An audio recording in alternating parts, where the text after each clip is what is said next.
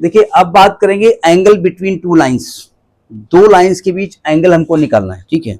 देखिए कैसे निकालेंगे, दो लाइंस के बीच हम एंगल निकालना चाहते हैं, सावधान। तो उन लाइन की कुछ इंफॉर्मेशन होगी ना आपके पास, नहीं होगी।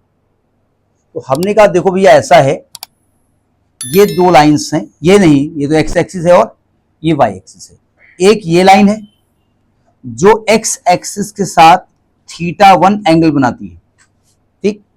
एक ये लाइन है जो एक्स एक्सिस, इधर की बात कर रहा हूं मैं, ये θ2 एंगल बनाती है और इनके बीच जो एंगल है वो अल्फा है, ठीक है। तो अब बताइए θ1 θ2 और अल्फा में कुछ रिलेशन दिख रहा है आपको? θ2 θ1 और अल्फा में कुछ दिख रहा है आपको? ये एक्सटीरियर एंगल है, ये दो इंटीरियर के सम के रुमाल लाया करो, रुमाल लाया करो, ठीक है। तो क्या मैं कह सकता हूं कि alpha plus θ1 is equal to θ2, कह सकता हूं ना? बोले कहे रहो, हम तो लिख ही रहे, लिख सकता हूं ना, अरे सॉरी θ2। तो यहां से अल्फा की वैल्यू क्या निकलेगी? θ2 माइनस θ1। अगर दोनों तरफ tan लगा दें, प्लस समझ लीजिए बाद में करिएगा, अगर दोनों तरफ tan लगा दें तो आएगा tan alpha is equal to tan θ1 minus θ2। इसको यहां से रख के दें, इतना जरूरत नहीं। θ2 माइनस θ1।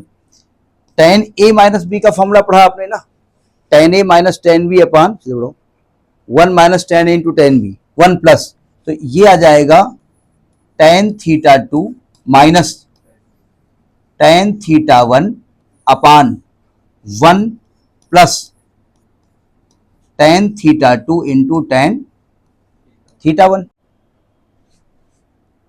इसको पहचानते हो? What is this? स्लोप है ना? अरे कहाँ हो, मैं कह रहा हूं इसको पहचानते हो? किसको? अरे इसको हम तो नहीं है यार, ये कभी कभी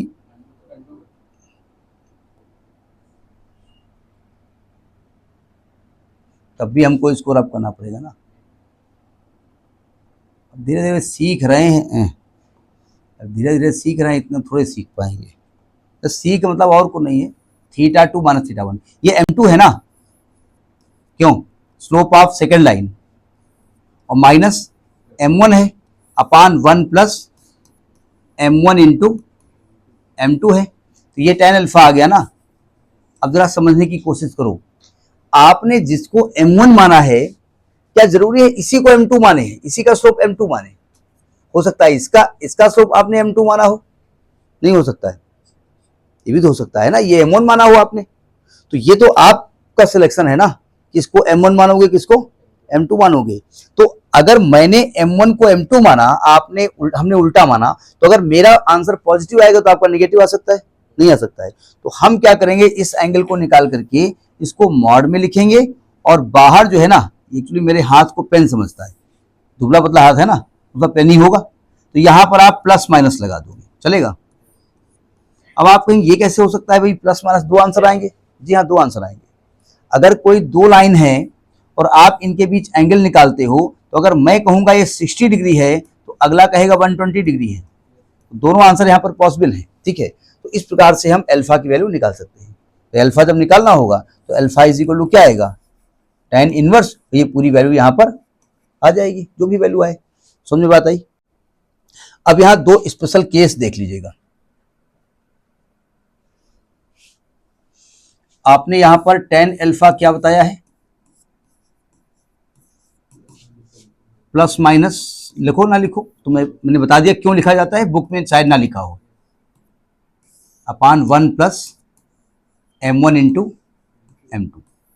यहां पर स्पेशल केस, फर्स्ट केस यहां ले रहे हैं, if lines are parallel, if lines are parallel, lines are ये पैरेलल, पैरेलल अगर लाइन होंगी तो उनके बीच एंगल कितना होगा?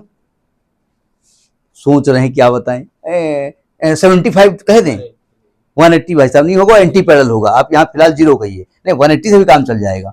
तो अल्फा यहाँ पर कितना हो जाएगा, 0 डिग्री हो जाएगा ना। तो अगर यहाँ 0 रखोगे तो tan alpha is equal to, मैं मॉड हटाता हूँ, m2 tan 0 is equal to, alpha को हमने 0 माना है, tan 0 is equal to m2 minus m1 upon 1 plus m1 into m2। इसमें यही दिक्कत, इसमें बिल्कुल सर्ट करके नंबर आता है। tan 0 की वैल्यू क्या होती है, 0 होती है, तो हो जाएगा 0 is equal to m2 minus m1 upon 1 plus m1 into m2।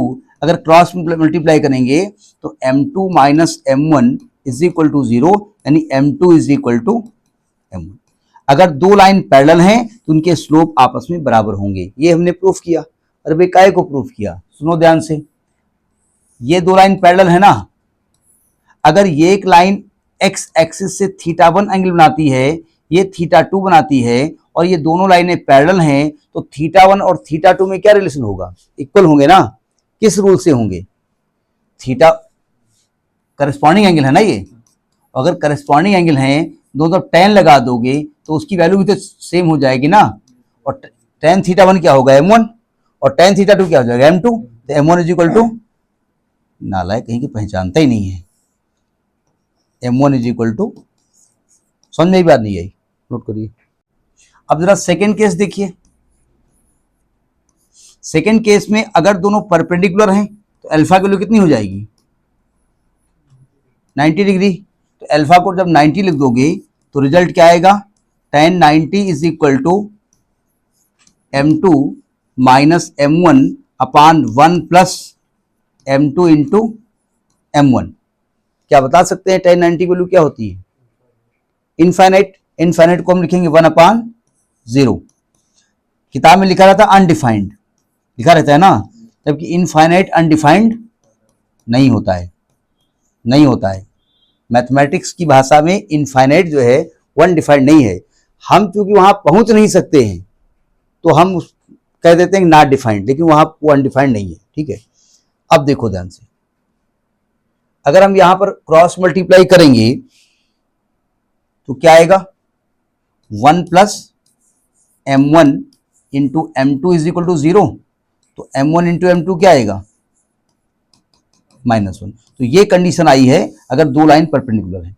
मतलब अगर एक लाइन का स्लोप हम m1 की वैल्यू 5 दे दें और आपसे m2 निकलवा लें, तो m2 is equal to -1 upon m1, यानी कि -1 अपान 5। ये कंडीशन आपको याद होनी चाहिए, यानी पैरेलल की केस में स्लोप इक्वल होती हैं और परपेंडिकुलर केस में दोनों का प्रोडक्ट जो है वो -1 होता है। समझ में आई बात नहीं आई, नोट करिए।